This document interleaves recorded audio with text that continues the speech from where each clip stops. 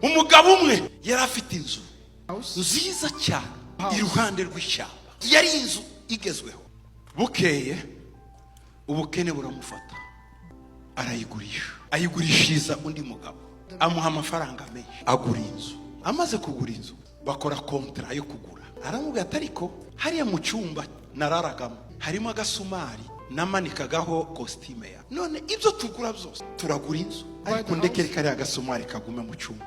Undi aramubwira yabonye ikizo, aravuga ati mfa kuyibona ko gatindi kagasumari se kavuze kate arashwara turavuba bati agasumari icyo nashakaga ni inzu. Bararangije zire aragiye, undi araje na famiye. Nyirizu wa mbere the former the master aja guhiga mu ishyamba, yica imbongo. Amaze kuyica arajijejeta amaraso, yinjira muri yanzu mu cyumba kuri ka gasumari, arayimanika arigendera. Mvuga ati wije gute mu cyumba cyane ikindi kuki ushize mu inyamaswa ijojoba amaraso? Wa mugabo ko numva usakuza, hakuyemo kontra agasumari saka. Yego none si impongo tiri ku nzu yawe imanitse ku gasumari ka ati kandi nuyikoraho turakizwa na polisi. Inzu ni yawe, agasumari naka kandi mu masezerano biranditswe. Mugabo ati nikitangaza ati turaja ku rukiko, ntawe uyikoraho.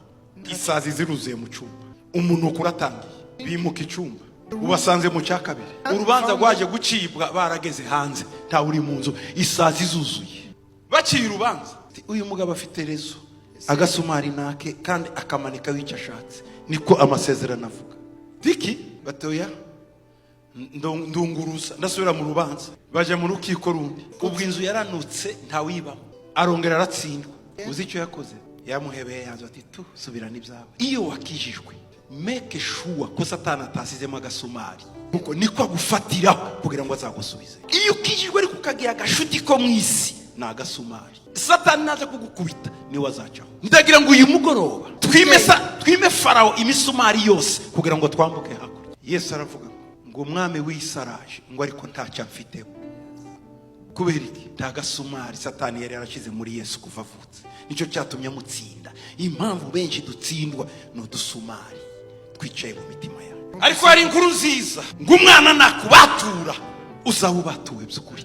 Hari deliverance Yesu yifuza kugukuramo. Abantu benshi barakizwa ariko ntibabe deliverance ngo bakurwe mu dusumari. Ikindi yo wahishe imvune yawe ntabwo ukira. Ugomba kwegera umuntu ukamubwira ati ngengiriza intege nke nizi fasha guhandura iyo misumari, kuko nta muganga wivura, muganga wese avurwa n'undi. Mose niwe wahanduye icyo kibazo arakirangiza. Ukeneye Mose mu buzima bwawe, ubwira ikibazo cyawe akagukonekta n'imbaraga z'ijuru, imisumari ikakuvamo.